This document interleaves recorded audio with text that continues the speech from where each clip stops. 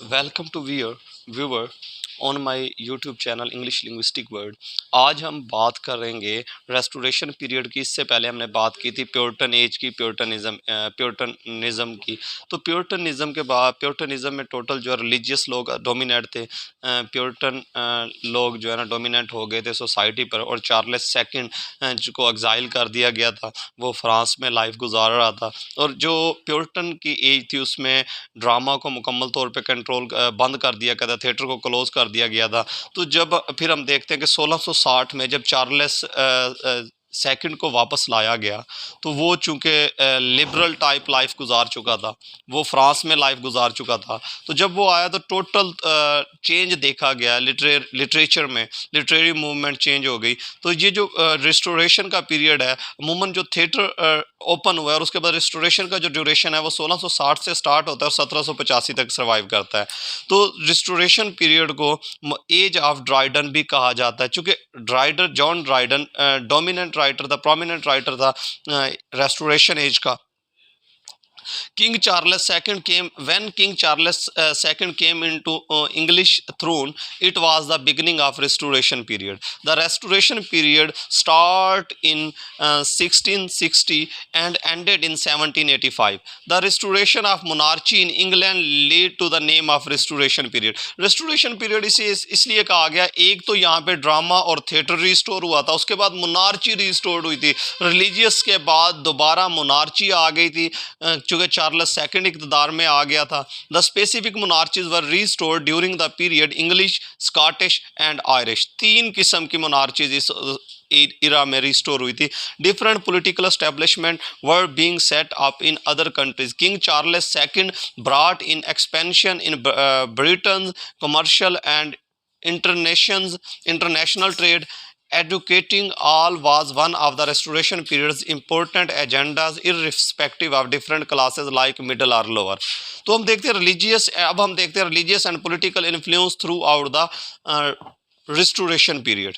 अगर religious and political influence की बात करें रिस्टोरेशन पीरियड में, तो उसके 6 पॉइंट उसको हमने 6 पॉइंट में डिफाइन किया है। तो during the reign of Cromwell, theatres were open closed down as he thought it was against religious belief, but King Charles II passed an order to open all theatre and churches. चूंकि आपको बताया कि प्योरिटनिज्म में theatre को close कर दिया था, उन्होंने कहा था कि ये टोटल रिलीजन के अगेंस्ट जा रहा है। जबकि जब चार्ल्स सेकंड आया तो उसने कानून पास किया था, चर्च को ओपन किया था और थिएटर को भी ओपन किया था। During the reign of King Charles second, the parliament consisted of the people who were against the Catholic, still the former was sympathetic to them and took decisions against the parliament.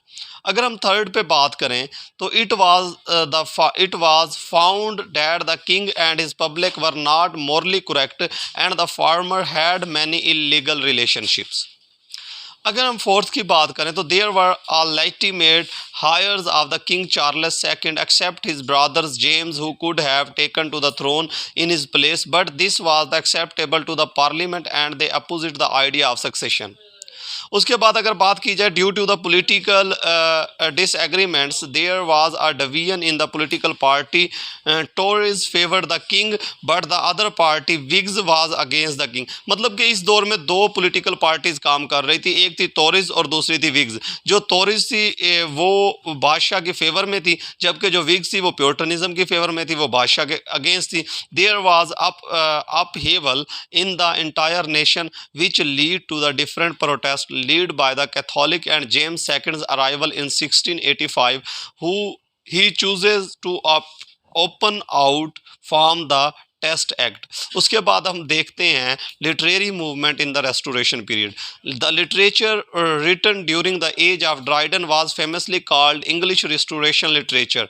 जो Dryden की age में literature लिखा गया था उसे English restoration literature का नाम दिया गया। देयर वाज नो सीरियसनेस और morality involved in the writing of the restoration period. French literature influenced the work being written in this period, specially Molars and the Boileau work were considered an inspiration. The difference in the literature could be easily gagged during the restoration period. अगर हम बात करें restoration period में तो इसमें change जो आया था वो sentence के तौर पे भी आया था. Poetry became prose which was greatly attributed the front political changes. मतलब poetry को भी prose की form में लिखा गया था. तो इसके बाद there was an addition in literature form of pamphlet literature. Pamphlet literature came to existence in this era. Writing diaries was also one of the restoration period feature, and John Evelyn and the Samuel Pepys were the created for the edition. So there was a demand of the drama in this period. Two form of drama was recognized in this era. पहला था heroic play और otherwise restoration of the comedy of manners and satirical comedy. पहले था heroic play और उसके बाद comedy of manner और satirical comedy. ये ड्रामा की डिमांड हुई है इस दौर में. Witness and Style took over the fascinations and love. अगर हम बात करते हैं heroic plays की तो play जो थे ये हीरोइज्म पे थे, हीरोइक ट्रेजेडी पे बात करते थे और ये रेस्टोरेशन पीरियड को डिफाइन करते. करेक्टरिस्टिक्स की अगर बात की जाए of this plays had theme based and depicted love courage and honour.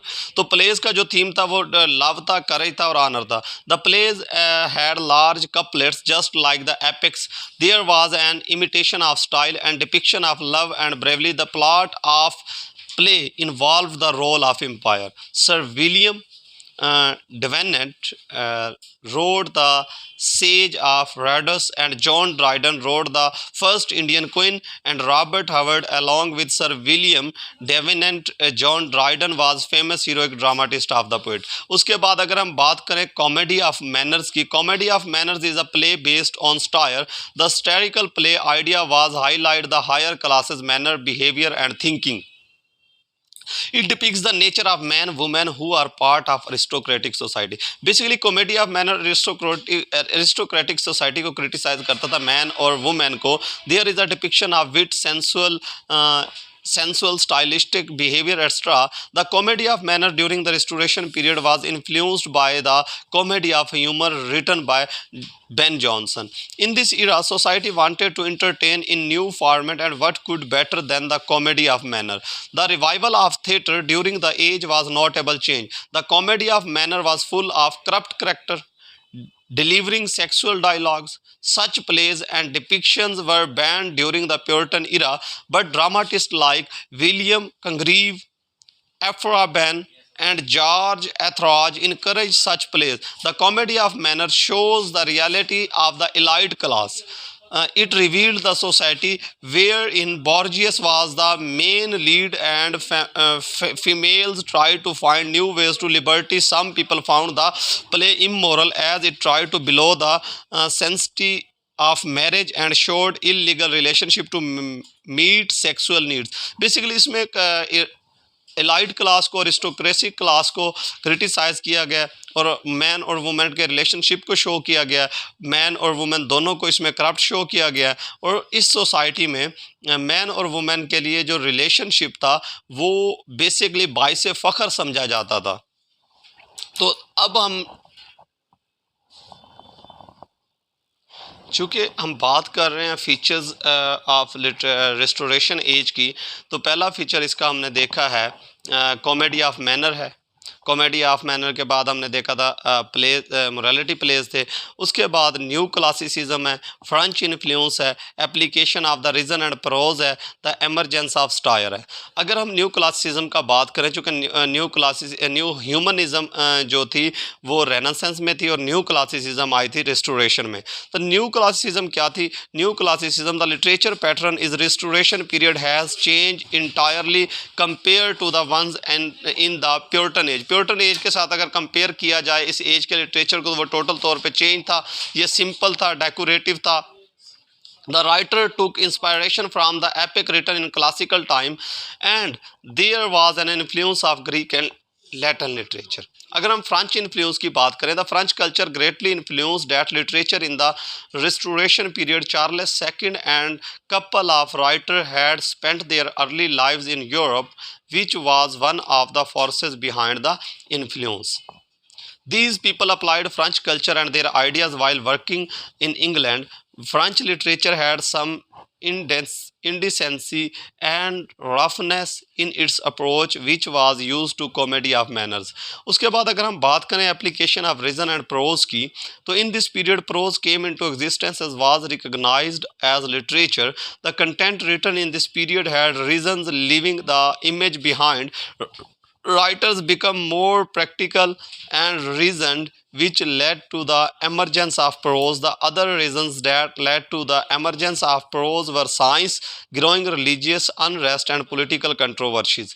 उसके बाद emergence of style की बात करें तो during the era writer was more inclined towards satirical poetry than lyrical ones. Most of the poetries had arguments and long narrations that could persuade someone but not inspire. Satirical poetries were famous.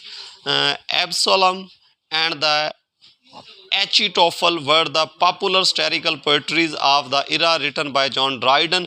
The basic idea behind the poetry was temptation, sin and fall, showcasing the life and story of Charles II. Next lecture में हम देखेंगे literary writers in